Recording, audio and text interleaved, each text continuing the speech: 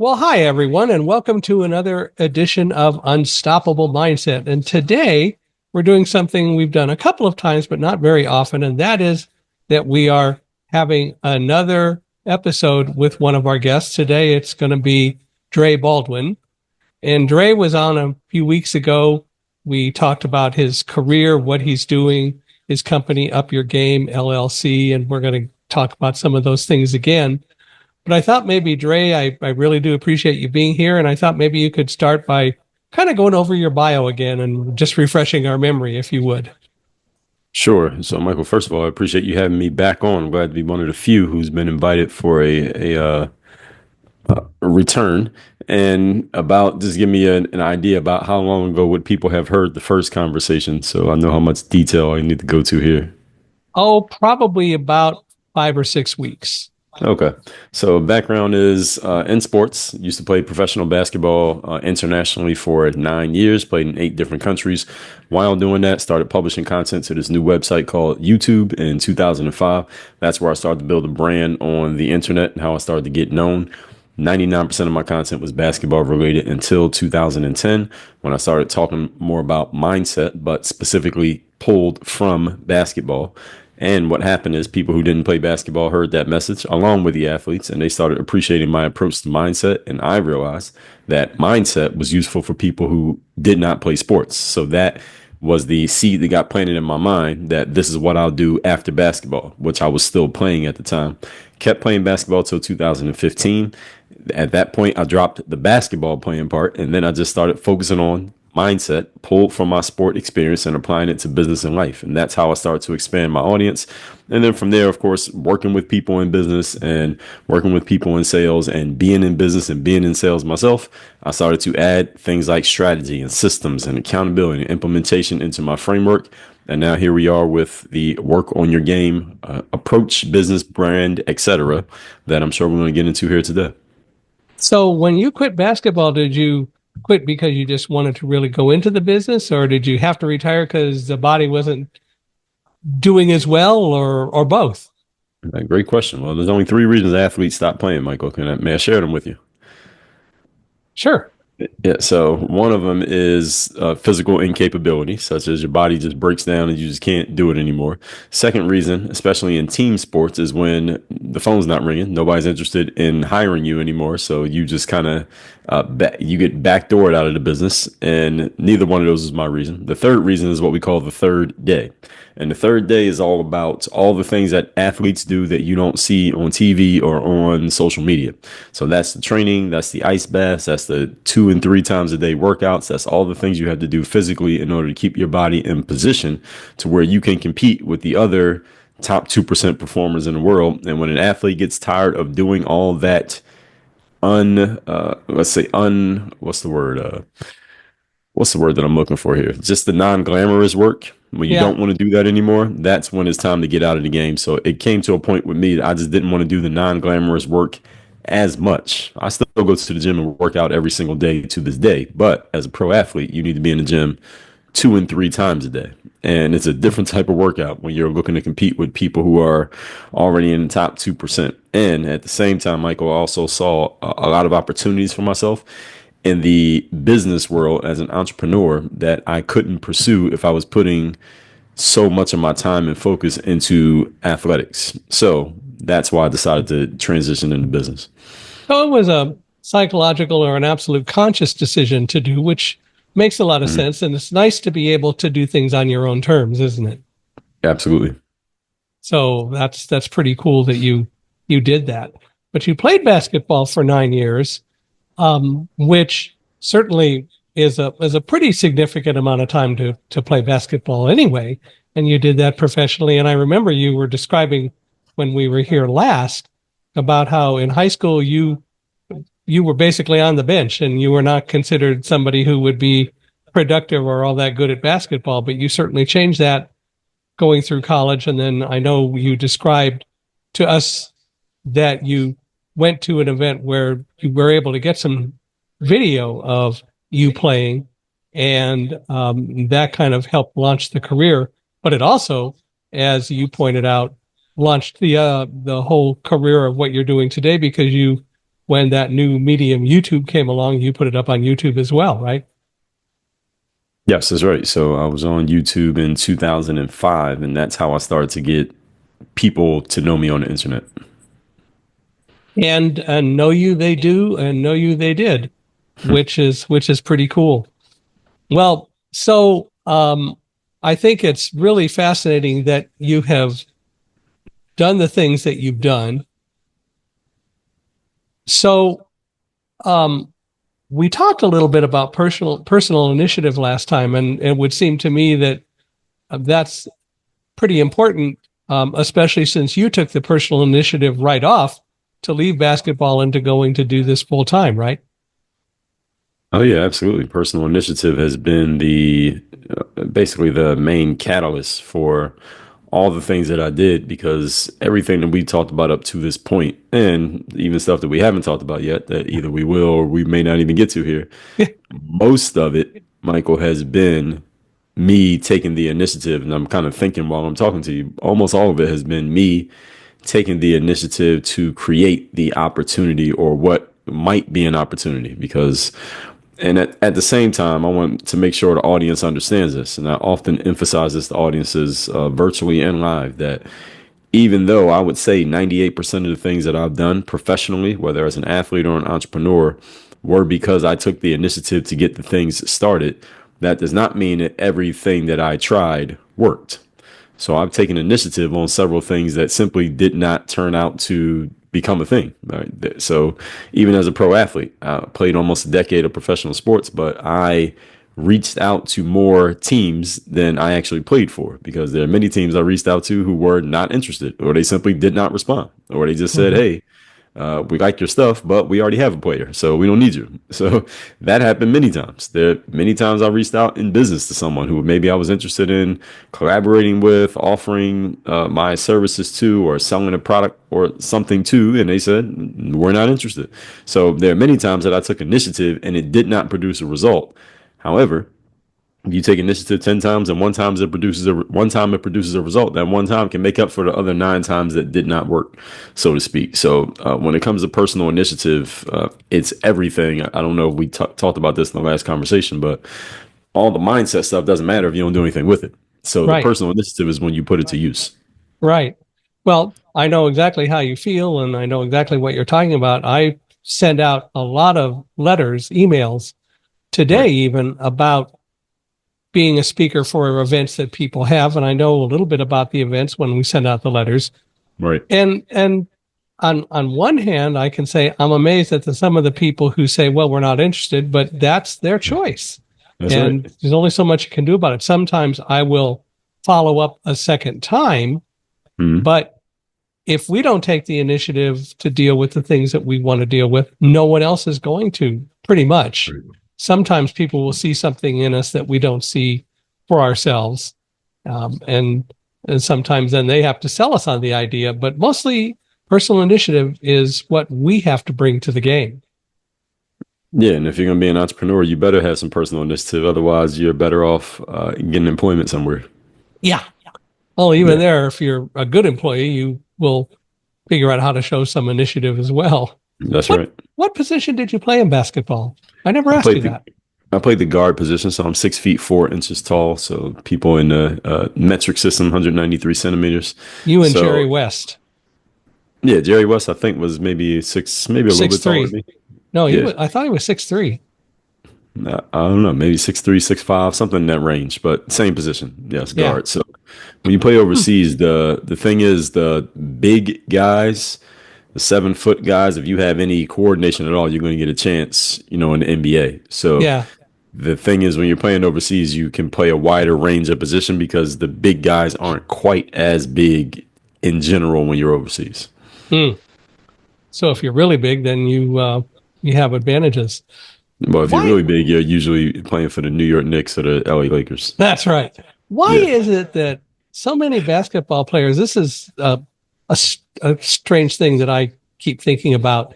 Why are there so many people? I mean, like even Wilt Chamberlain, who weren't great free throw shooters, even though they were certainly clearly incredibly good at what they did. Well, there are many theories on that. One of them, I think, when it comes to really big guys, is first of all, they don't need to be able. A free throw is 15 feet from the basket. So when you're 7 feet tall and physically large, you don't need to make shots 15 feet from the basket to be effective and to be dominant and to help the team win. You could even be the best player on the court without ever making a shot from outside of 7 feet from the rim. Think somebody Right. like Shaquille O'Neal or these days, a lot of players play from the outside. They shoot outside, but you don't have to be dominant. So a free throw, again, a 15-foot away shot is not quite in rhythm. You're just standing there and everyone else is standing around. It's not a difficult shot. I mean, not an easy shot for a lot of big guys. And also, if you don't develop the touch, another thing you got to keep in mind, a basketball is a certain size, the same size for everybody, but a big guy, their hands are so big that it might be hard to kind of develop the touch that a 6'5" guy can develop shooting the basketball. So many theories, but there are some big guys who are actually good shooters. So never know. Yeah. Well, it just always amazed me because I know people are basically standing around. It's quiet, but Right. it just always seemed to me to be a little strange that some people just don't shoot free throws all that well. But I understand that it can be a mystery, and it also can be that, as you said, by the time you're really done, you're only like about 7 feet from the basket, and that can be tough. Right. And also, you got to keep in mind the psychological effect of it as well. So sometimes that can hurt players who are even shorter. Just the psychological effect of if you miss a few, it's like a kicker in football. You miss a couple kicks, now all of a sudden you can't make anything. Yeah. Because you just lose it mentally. So the people who are so good at basketball, but who may not really be great at free throws, I assume psychologically adjust to that and they go, okay, I understand that that's not the one thing that I'm all that great at, but that's not where I really need to be and what I really need to do from a player standpoint most of the time. I would say generally yes, but sometimes, I mean, depending on who you're playing against and how the rules are going, sometimes it can be used against you. You know, Shaquille O'Neal, they would foul him on purpose so that they would make him shoot free throws because they knew he wouldn't make free throws easily. He can make a dunk, so they would sometimes use it against him. But it's all part of the game, all part of the gamesmanship and strategy of trying to win. But Shaquille O'Neal knew that, and so he could deal with it. Yeah, and he made enough. If he can make Yeah. half, that was enough. And then he would beat you so bad on all the times when you didn't send him to That's the right. free throw line that he made more than made up for what he did not have at the free throw line. What lesson can we take from that discussion into business? Wow, well, not everybody is great at everything. I mean, we all have our strengths and weaknesses, and we all have our advantages, and if you want to call them disadvantages in different aspects of business. So the job is not to necessarily erase the disadvantages because that may take some resources or time that we simply don't have, but to figure out where you have the advantage and then just stay there. All right, just hang out there. So if you're Shaquille O'Neal, don't hang out at the free throw line, hang out next to the basket where you're dominant because nobody can beat you there. It's kind of like if you're going to wrestle with an alligator, you're better off doing it on land than in the water. All right, you're probably going to lose in the water, but you got a chance on land. And you better stay away from the open mouth and try to get the mouth when it's closed. Yeah, exactly. But even on land, if the mouth is closed, what's it gonna do? I guess it can eat you, technically.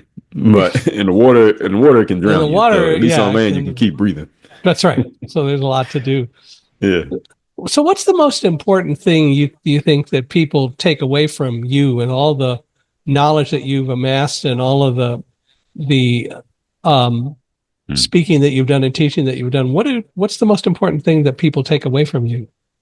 Most important thing, I think, if I had the one through line, it's really just the mental toughness, the discipline, the staying focused, which if you're talking to people who are over the age of, let's say, 30, working in a professional world, I'm not the first speaker they've heard of. I'm not the first, quote unquote, motivator they've been exposed to. So it's a reminder sometimes for people. It's a fresh perspective on things that they have heard before, but maybe haven't plugged themselves into as strongly as they want to.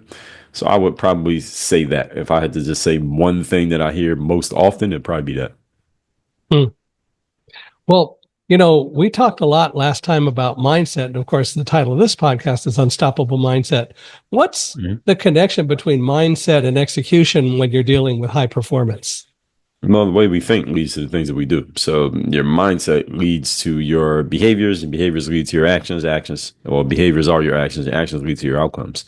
So the connection is mindset is everything because when you lose your that when you lose that lock in mentally, like specifically the confidence, because everything else is confidence is what we see on the surface and it's what we generally tend to be focused on. We're thinking about how we feel and how we're putting ourselves out there in our work.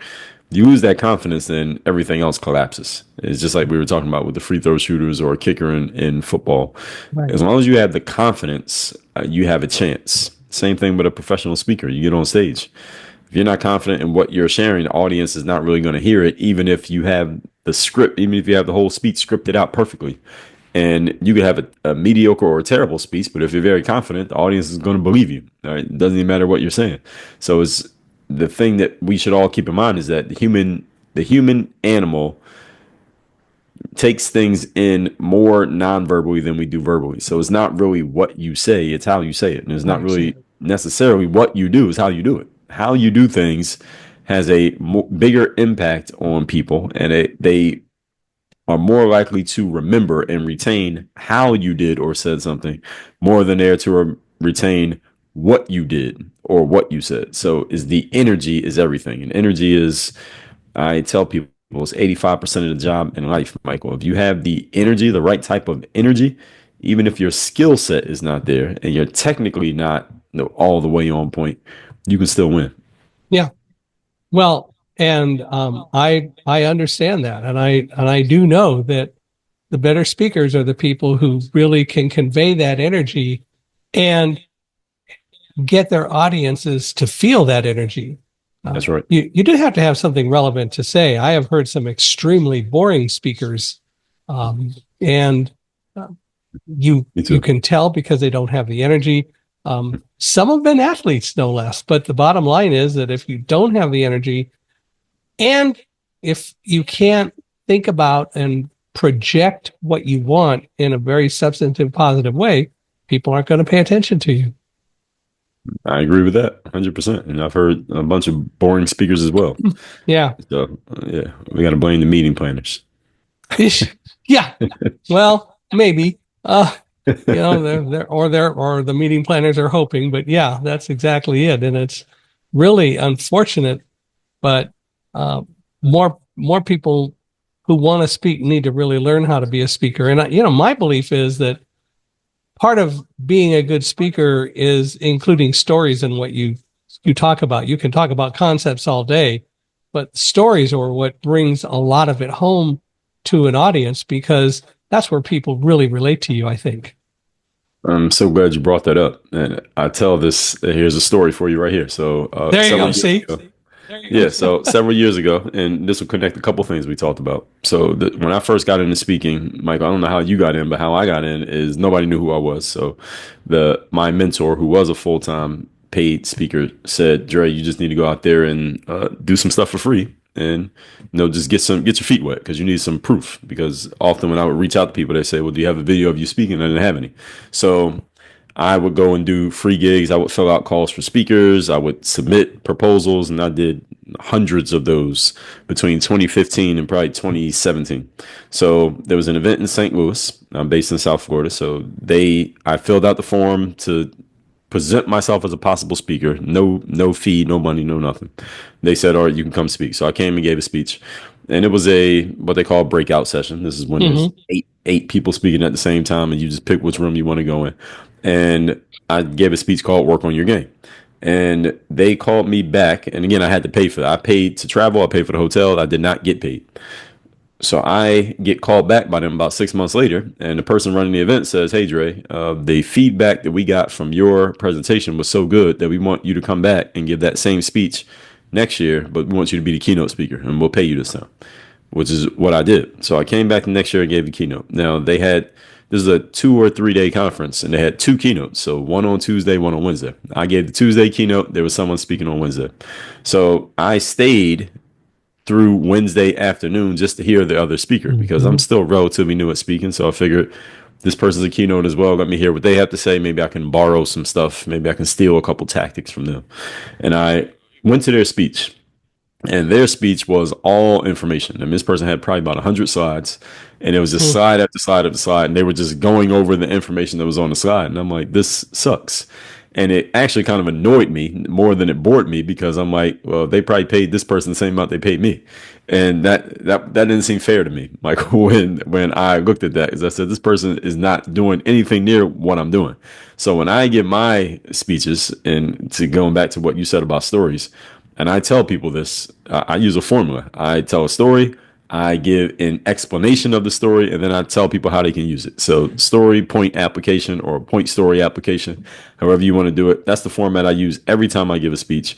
And the good thing about that, because some people may be listening to this and thinking, well, man, how can they may have seen you or seen me, Michael, on stage, and you give a 60-minute keynote. And someone's like, well, how can you give a 60-minute speech with no notes and not forgetting what you were going to say? And I tell people that if you build your presentation around a story, you don't need notes to tell a Right. story. All you have to do is remember just what is the story, then you tell the story. And I can extrapolate a story out for an hour if I want to. But what I do in my keynotes, I usually have anywhere from 3 to 5 main points I want to get across, but I always come up with a story to illustrate the point. Then I tell them what the point is, and then I give them the application. But the story takes up the bulk of the speech. And the reason why this matters is not because we're tricking the audience. The reason why it matters is because people do not retain information. They retain stories. And that's Yeah. how the human brain is wired to retain narrative, not information. And the example that I use with people is, tell me something that you learned in class when you were in the 10th grade. And most people can't answer the question. But then I say, Hmm. okay, when you were in 10th grade, you were 15 or 16 years of age. Tell me something that happened in your life when you were 15 or 16. Everybody can answer the question. Why? Because we remember the stories. We do not remember the information, even though you got the information, because most people graduated from the 10th grade. You moved on to the 11th, 12th, and got a diploma. So clearly you got the information somehow, but you can't even remember what it was. But you can remember the story. And that's what I tell people all the time. If you want to get better at speaking, get better at telling people a story and kind of painting a picture for them. And information does not paint pictures, it bores people. You know, what's interesting is that I do remember a number of things that I heard in classes in high school and so on. And the reason I say that is because I was blessed. I had teachers, a significant number of teachers, who liked to tell stories. I Mm, remember my geography teacher in ninth grade was talking, and what I don't remember is exactly what the subject was. I think it had to do with Benjamin Franklin or something in around that time. And what he said was people underestimated this guy, and then he proceeded to tell a story about himself where he took aptitude tests, and the aptitude tests all said that he should be a plumber. And he said, mm, well, I'm not a plumber. I'm here teaching geography. And I thought he did a great job. I thought Mr. Campbell did a great job of mm. teaching geography, but he told that story. And I've had a number of teachers who included stories in everything that they did. And so I I learned a lot about telling stories from them, and trying to do it myself as I went forward. I remember in college, um, an English teacher that I had told us all to write some sort of a story about something, and Mm. and so I chose to write a story, but I had my first guide dog with me, so I actually wrote the story with the guide dog telling the story, and that That's impressed interesting. the English teacher. But Yeah, I I think, like that. yeah, but I think Yeah, that that's really important.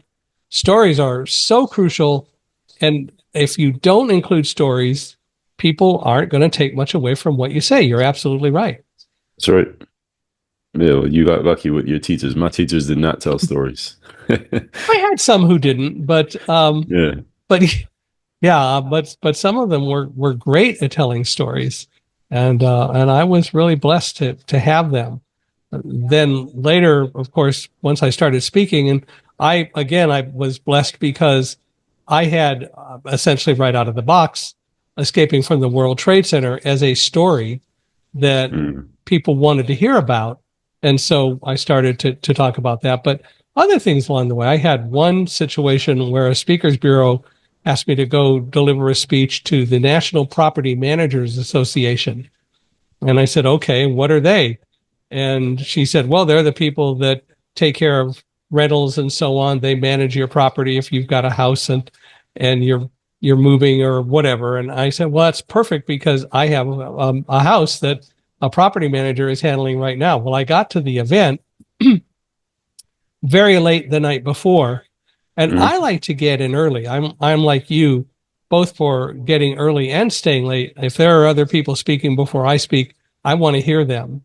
And if there are keynotes after my keynote, I want to hear them as well for the same reason.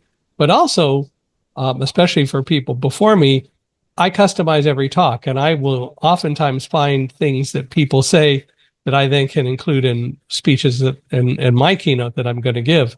But anyway, I got there too late to hear any of anything that anybody said the previous day, and my keynote was going to be at breakfast. So I go down for breakfast, and I am sitting there listening to some people talking at the table where I was sitting for breakfast. It was like 10 minutes before I was supposed to talk. And what they were talking about were subjects that just didn't seem anything to be related to managing property and apartments and all that. So I asked one of the people, what is the National Property Managers Association? And they said, National Property Managers Association is the entity within the government that manages anything physical that the government owns. Oh. That's totally different than what the Speakers Bureau told me. And here I am 10 minutes away and have to shift the entire talk. Well, fortunately, I had enough experience that I was able to do that. And they actually asked me to come back as well because of that, because I was able to relate to people and, again, getting good positive reviews.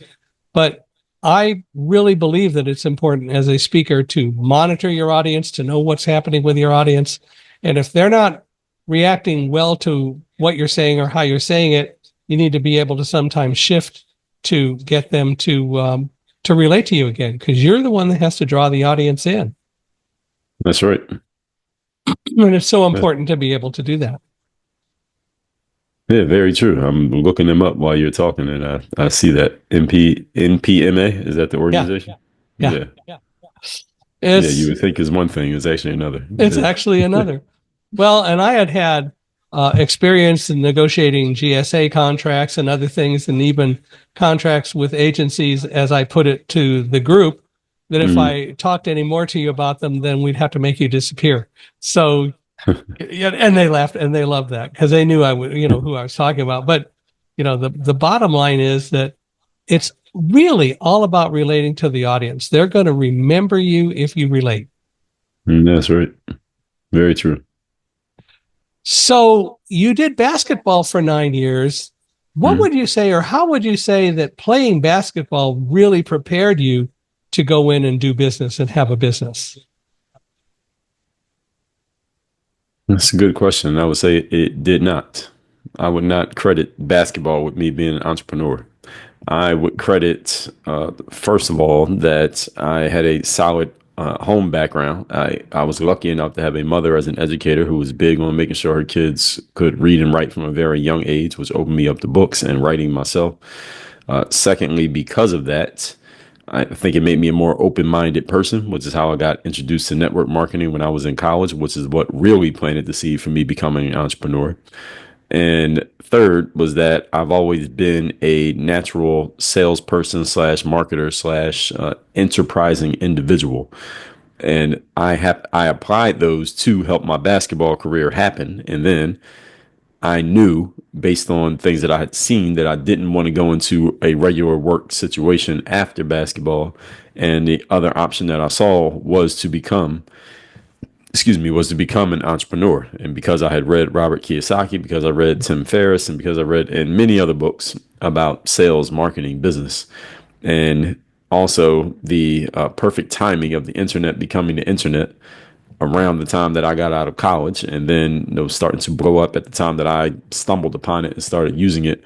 All of those things conflated into it. And the fact that I played sports just helped the story because it gave me it kind of put some glue to the story of, okay, this guy's going to talk about how the mindset of an athlete applies to the business world. Well, what's your credibility to talk about it? Well, I was a 9-year professional athlete. And what makes this all the pieces fit and make sense was, well, I struggled to make the team in high school, barely struggled to make the team in college, barely was able to get myself a chance as a pro. And then I used the internet to get myself in when using the internet was not a thing for the mainstream person. So all the things that I did as an athlete, Michael simply contributed to the story and contributed to the credibility piece of what I was talking about and why. But me being an athlete is not what made me an entrepreneur. And I'll add to that by saying that there are a lot of athletes I know who I played with and against who do not have what it takes to be entrepreneurs. So Mm-hmm. it's not being an athlete that qualifies you to be an entrepreneur at all. There are some who have done so successfully. There are many who have tried, but it ain't for everybody. Were you pretty disciplined before you started playing basketball? And the reason I asked that question is um, if you learned more about discipline while being a basketball player, did that help in terms of going into being an entrepreneur and starting your own business?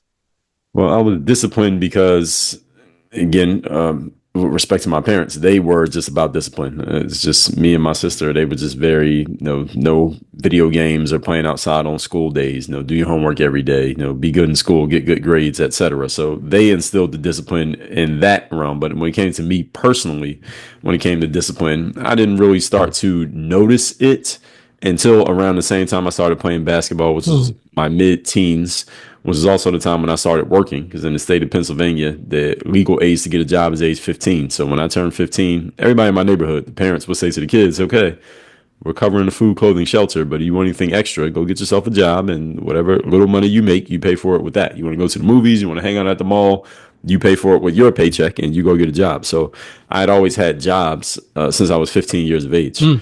So the discipline just came from that background. And then I applied it to sports. And then by the time I got to college and I was actually showing that I could actually play and people were noticing me and saying, hey, this guy's actually, kind of good.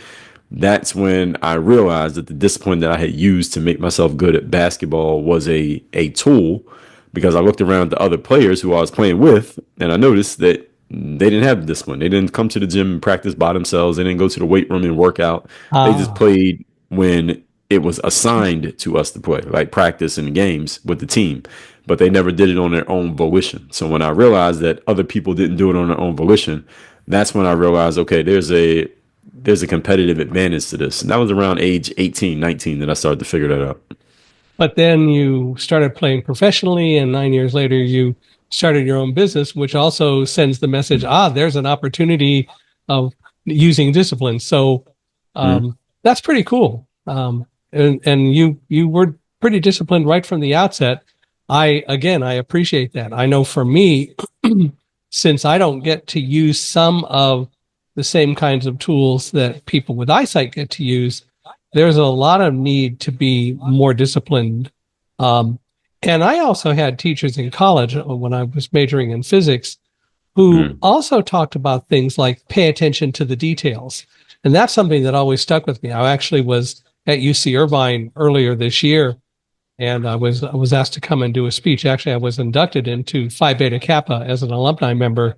They also asked me to give the speech at the induction dinner for everyone, and I talked about the fact that physics professors said, and I took it very much to heart because it was true: pay attention to the details, because the details are what are going to help you and guide you into having success in the bigger things. Mm-hmm.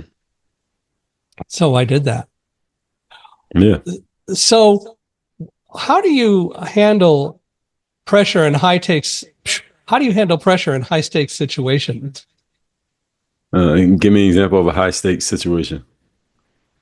Um, you're in a store and there's a robbery going on around you. I don't know. Or you're trying to negotiate a multi-billion-dollar contract. No, for me, I don't look at it as pressure, those kind of things, because I know what I can do. I know what I'm offering, and I know uh, the way that I'm showing up and presenting myself is going to go however it's going to go. As a salesperson, I never feel I have never felt pressure in the middle of a conversation, even if I'm really like, hey, wanting to close this deal or I really want to make whatever the money is. I never feel pressure in that moment because I've already prepared ahead of time. Yeah. So, what I tell audiences is that preparation is the hallmark of the professional. The professional is always prepared ahead of time for the situation that is coming. Doesn't mean it's always going to go your way, but you are prepared for it and you're prepared for the contingencies of it. So that's one thing when it comes to that type of pressure. The other thing about pressure, and also with, I guess, people couple pressure with stress, is that they're actually good things depending on how you frame it. All right? Pressure and Hmm. stress are good things when you use them the right way. I find in my line of work, Michael, that a lot of people would benefit from some pressure because many people are masters at procrastination, going slow, doing things later, and doing things at their own pace. And the problem with that is that we are all working on with a limited amount of time, our most finite and most valuable resource. So when we don't have pressure on ourselves or we try to alleviate or eliminate or avoid pressure, what it allows us to do is to grow complacent, go slower, and to delay. And those are problems for people who claim that they want to be high level performers and they claim that they have things they want to achieve in life that they have not yet achieved. Yet they allow themselves by alleviating pressure in whatever way they use to do it, they allow themselves to continually add time to a situation as if they have a known budget of time to give away. So pressure is actually a good thing when it's used the right way and framed the right way along with stress. So how do I handle pressure? I actually look forward to it because it tends to reveal who you are and bring the best out of you. And if you've been doing the work and putting good stuff in you, then pressure actually will actually elevate you more than it will bring you down. Yeah. The reality is that pressure, in the traditional sense of the view of the word, is self imposed. And That's right. the fact is, things happen. You know, you have a contract you got to do work on. You've got a certain amount of time to do it because you usually know when it's got to be done by. And the bottom line is, you can create the pressure by, as you say, procrastinating or worry. But the reality is, the better thing is to prepare and do it right from the outset. And I'm assuming that's the kind of thing you advise for other people as well, You mean to do things to right from the prepare. beginning? Yeah, exactly. Yeah, of course, prepare, but also let's just say there are things that you haven't done yet and you weren't supposed to have done them yet, but you just know you want to get them done. So let's say you have 10 things on your list and you say, oh, I'll do five today and five tomorrow. Well, you can put pressure on yourself and see, let's see if we can get eight done today, or how about all 10? So the pressure just, what it does is it condenses time frames. Yeah. And this is an important concept that I tell to people, especially people who say that they want to be high level performers, is that you have to condense time frames because we don't know how much time we have left. So we can't conduct ourselves as if we can put things off until quote unquote tomorrow because you are not guaranteed a tomorrow or next month or next year. So when we put pressure on ourselves, we take something that was going to take 2 weeks and we get it done in 5 days. Now we just bought ourselves 9 days of time because now we took a 14-day task and we got it done in five. So now we have 9 extra days. And in those 9 extra days, we can do another thing and condense more time and condense more time. And if you really think about it, a well-lived life, that's pretty much what it is. We're taking what most people take 80 years to do. We're trying to get it done in 40.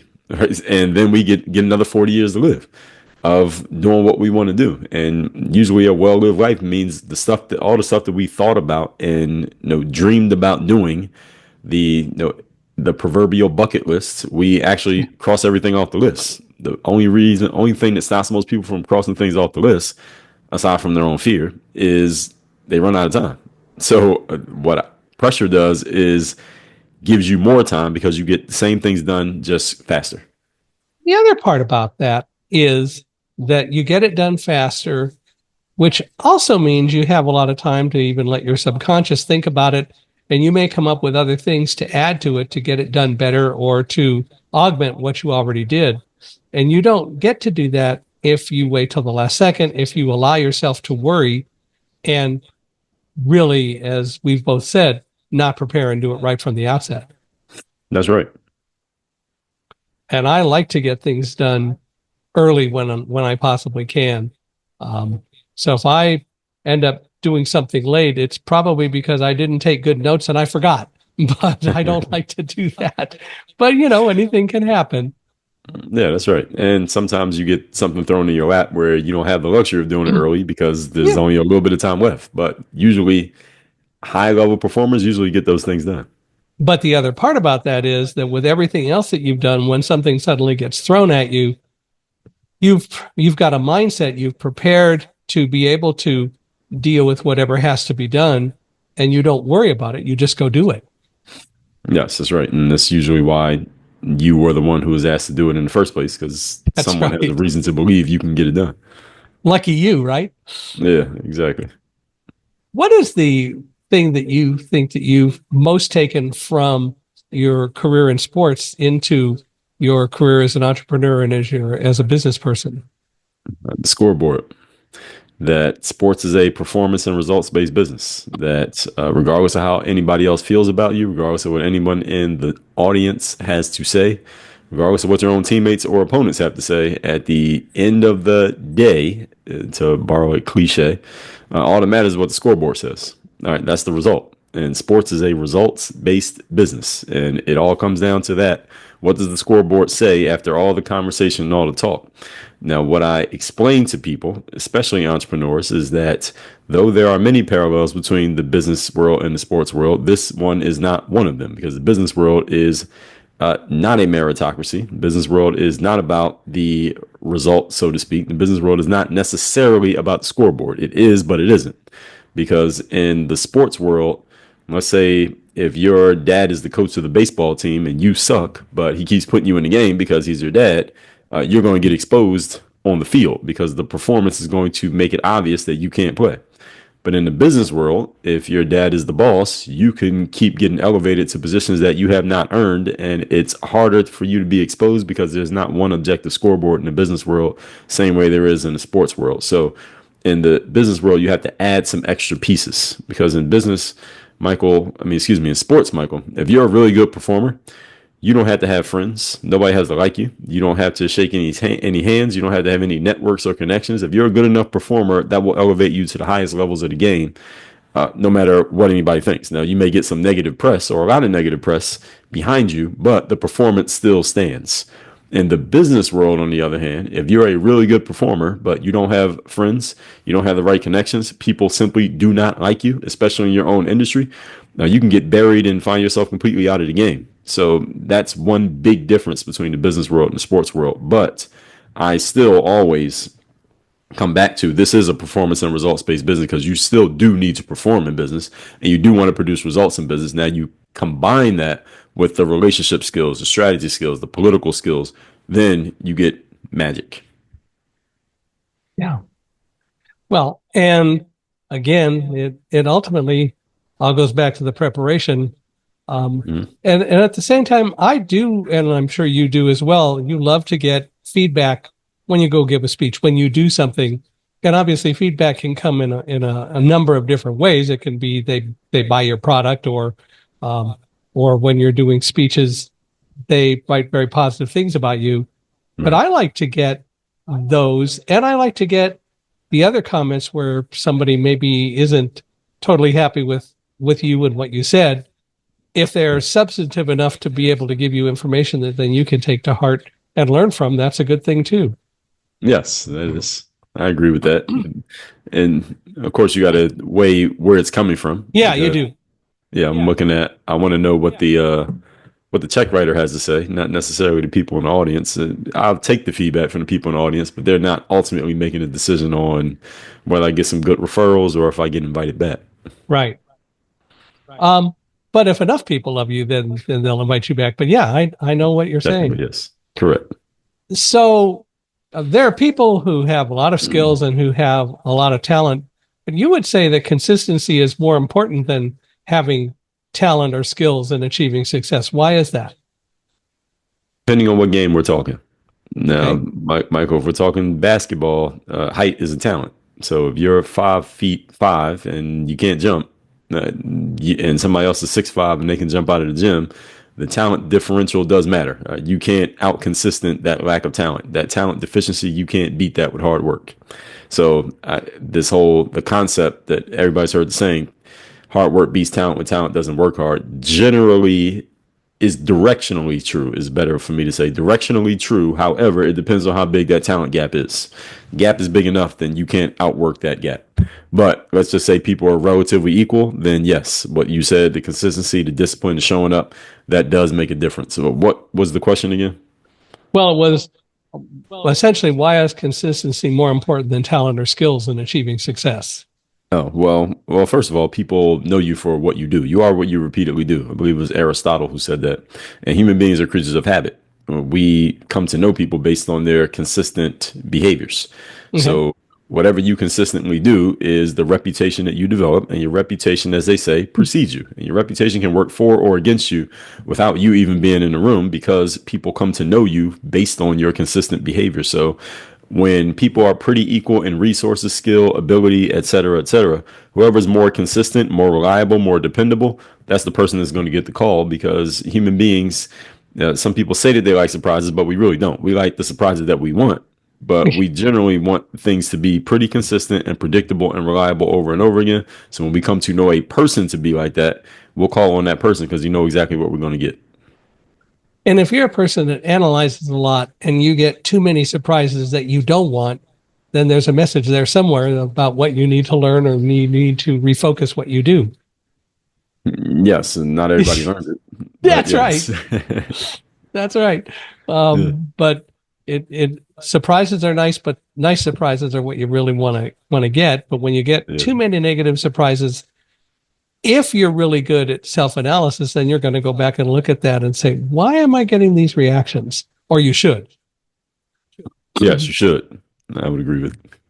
So if you meet someone who is just starting out in their career, whatever that might be, what would you advise them to do? What kind of advice would you give them?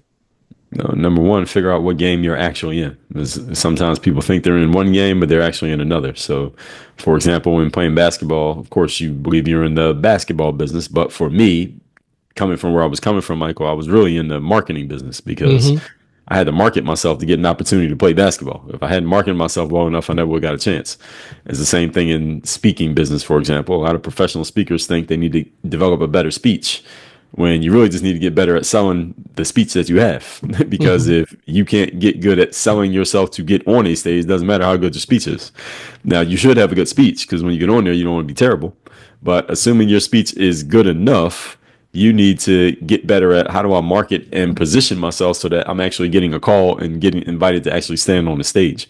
So you, even off those two examples, I say for most people, most professionals in most industries, you're really in the marketing business. Almost everybody's in the marketing business. When you have a job, you're in the marketing business, because you have to market yourself to get the job. Then you got to market yourself to the company to keep the job.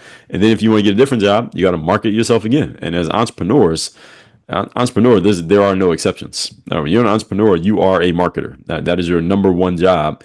And what happens with a lot of entrepreneurs is that they think they're in the business of their craft. Oh, well, I'm in the food business, or I'm in the clothing business, or I'm in the teaching people how to play piano business, or the book writing business. That's not really the business you're in, because the thing that you do does not matter until you can sell someone on allowing you to even do it. So that's the number one thing, is finding out what game you're in, that I would tell a new professional. And the second thing is go find some people who are already playing the game and doing pretty well, and attach yourself to them and start consuming whatever they're sharing. So if you know them in person, stay around them as much as you can. If you know them virtually, subscribe to their podcast, read their books, get on their email list, whatever, sign up for their course, join their mastermind, whatever it is that they're offering, so that you can stay close to them and get their message and soak up their material. That's the other thing. So I would start with those top two. And that kind of, in part, answers the next question I was going to ask, which is something about what are some of the initial steps that people should take to level up or improve their career. And I think you're answering that already. I got more. Go ahead then. Yeah. So sock it to us. If someone wants to level up in their career, the first thing you have to clearly define what leveling up means.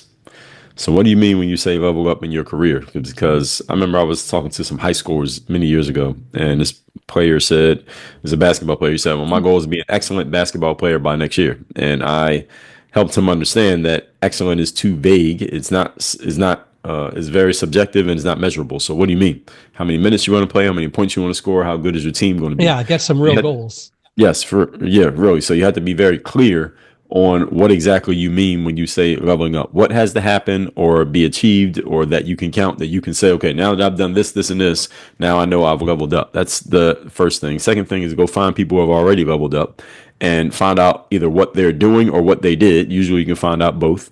Good thing about the world we're in today is that people who have leveled up to the point that it's publicly noted, whether general public or within your sphere, there it's publicly noted. Usually these people are doing things like what we're doing right now. They're either creating their own content, they're being interviewed, they're being asked about it over and over again. So they've probably given you the whole answer of what they did or what they're doing if you just consume all their stuff. And for the most part in the world we're in today, Michael, you can get access to this stuff at no cost. So that's the next thing, is find out what the people who are out there getting to the higher level are actually doing. And the third thing is get in proximity to these people, get in their spaces. So like I just talked about, if there's a mastermind, get in it. There's some accountability group, join it. There's a coaching program, join it. Whatever it is, be in the room where it's happening, because the energy of other people will rub off on you. And as they say in the law of association, you become the average of people you spend the most time with. Whether it's one person, 10 people, or 1,000, whoever you're spending time with, you're going to become more like them. So you start by eliminating the people who are not where you want to be, and then you get around the people who are where you want to be. You know, one of the things that I told every person who I hired to sell for me is it's never wrong to ask questions. And if you're really looking at this right, you should be a student for at least the first year. Of course, you're always a student, but there's nothing wrong with asking questions. When you go to meet with customers, don't act like you know everything, because people really do want to, by and large, not everyone, but people by and large really do want to guide you and teach you and give you the information that you need if you really project that you're interested and truly want that information. Yes, absolutely. And one of the best ways you can repay a mentor is to just follow through on what they're telling you. So it's a validation to them that what they have done and what they told you actually works. Yeah. And it's really important to deal with that, because the fact of the matter is that people really do want to communicate. And I know we're living in a world today where the art of conversation seems to be going away so much, but I think in kind of the areas that we're talking about it in so many different ways in our world, people really do want to connect and they do want to communicate. And it works best when you're willing to take the initiative to ask questions. Don't act like you know it all. Right. Agreed. It's so important. So, talking about our world, it is a pretty chaotic world. How do you stay balanced and consistent in a chaotic world?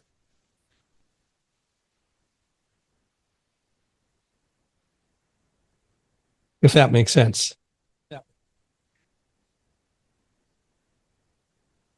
Oop, are you there? I'm sorry, my audio was, I muted myself. I was coughing. See, you can't trust technology. What can I tell you? All right, so let me start that answer again. So for me, the world doesn't seem that chaotic to me, because I'm part of the reason is I'm in it. You know, I'm in the mix of all this stuff. So I put out material. I put out a ton of material a day. I consume a lot of it. So I'm listening to audiobooks. I listen to podcasts on 2x speed, YouTube videos on 2x speed. I'm reading articles. I'm always consuming. So for me, it doesn't seem that chaotic, because in order for me to output at the volume at which I do, I have to input, because all of this is not just coming out of nowhere from my own brain. It's me mixing my own thoughts and perspectives with things that I'm consuming from other people. So for me, it's having the structure, because the world in general can be chaotic. But when you have a structure and you follow your own structure, then the discipline naturally is the byproduct of it. So the biggest thing is putting together a structure, and that can be as simple as, for the listener at home, is just figuring out a daily routine for yourself. And if you don't have a daily routine, at least start with a night routine or a morning routine or a routine for going to the gym. Just start putting routines in place for all the things that you do. So it's very easy for you to get things to fall in place, even when you have other stuff going on, because you know what the routine is. You just need to get back to it. You said something really interesting. That is that you listen to podcasts and YouTube and other things at 2x speed. Yeah. Do you find that hard to do? No, I find it hard to listen at 1x speed. Yeah, I. It's interesting because I like with my screen reader, I have it going pretty fast, and I'm used to listening to things at 2x to 3x speed when I'm on an Right. airplane. Many Right. books I read because I'm using earphones. I'll Hmm. play them at 3x speed, and I can Yeah, understand them just fine. that's right. And people say, well, how can you do that? And so what I tell them, I love to say this, is that I grew up in LA with Chick Hearn, the fastest and best basketball announcer in the world, and he talks at 2x to 3x speed. So I learned how to do it. But the reality is, it's all practice, and it isn't hard to do. Yeah, I think as long as the person is, I'm assuming you're a native English speaker. You sound like it, Yeah. Michael. If someone's a native English speaker, I can put them on at least 2x and I can Yeah. understand them. Now, there's some people who talk a little bit faster. You might have to just keep it at 2x, but Yep. most people, you can put them at 2.5 to 3, and it's pretty good. Well, the other thing that we have today with the technology being what it is that you Mm. can do something that when I was in college and so on, I couldn't really do. It just started coming into its own, and that is to be able to increase speed without changing pitch. Because when I was in college, we Mm. didn't have the technology to do that, so it did get a little bit harder to understand some readers when the pitch got so high, it just the words were too distorted. But today, it's so much easier to do. Yeah, I never even thought about that. So I'll take your word for it.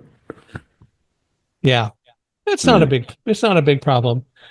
How can people learn to handle disappointment and turn it into future wins? That's a great question. I think, first of all, it starts with your makeup, type of makeup that you have as a person, your wiring. So I'm a person who can transmute disappoint the energy of disappointment, transmute it into anger, then transmute that anger into positive activity. Now, not everybody goes through the process that same way. Some people get tripped up in those steps. And the reason I'm able to do it is because of my mastery of mindset, my own Mm-hmm. mindset and my understanding of mindset and how it works. So that ability to transmute is a high level skill that any human can benefit from, because at that point when you can transmute energy, because this is just a reflection of all conservation of energy is neither created nor destroyed. It merely changes forms. That's transmutation. Or it moves from one object to another. That's Mm-hmm. transfer of energy. So I can be happy and make you feel happy. I can be angry and make you angry. So any human can benefit from this because it's a scientific law. So you should be using it. And most people do use it, but they use it unconsciously. They're unaware of it. Yeah. So when you find a disappointment, is not that you need to act like you're not disappointed. You can actually be disappointed. It's a matter of how long do you allow yourself to stay there before you're able to transmute that energy into something that you actually want, that'll help you get to the point where you are not disappointed anymore. And that doesn't mean it's going to happen in 5 minutes. That might mean you lose the championship this season and you come back and win the championship next season. But you put the transmuted energy of disappointment into the discipline of, okay, now here's how I need to train this off season, and here's how I need to play next season, so that this time next year I'm in a winner's position instead of the runner-up position. So that again goes to the strategy. The structure. Then that leads to the discipline. Then that leads to the confidence and the performance, because this is a long-term thing, not a short-term thing. And the last piece I'll give you to the answer is this concept called time perspective. And we were talking about time earlier. And time perspective, first person I heard talk about this is a guy named Brian Tracy, a great author. You're probably familiar with him. Mm-hmm. And one of the things with time perspective is that the more successful the person, the further out into the future they project the ramifications of their actions. And the less successful person only thinks about short-term results of their actions, also known as instant gratification, whereas the more successful person thinks about the long-term ramifications of their actions, also known as delayed gratifications. So there's a balance that needs to be struck there, and I don't even like using that word so much, Yeah. but you have to kind of understand how each works, because I just said 10 minutes ago we want to compress time frames and we want to do things faster. Now I'm talking about how thinking further into the future and delayed gratification. So it's a matter of, what I tell people is, knowledge is understanding all these pieces that I've said, and wisdom is understanding how, when, and where to use them and when not to use them. So there's no black and white, one right answer to any of these things. It's a matter of what is the situation, who is involved, What's the goal that we're trying to reach? And okay, which information and which knowledge do we use here and why? And which information do we leave on the sideline for now? But we might pick it up tomorrow because we're going to need it for that other situation.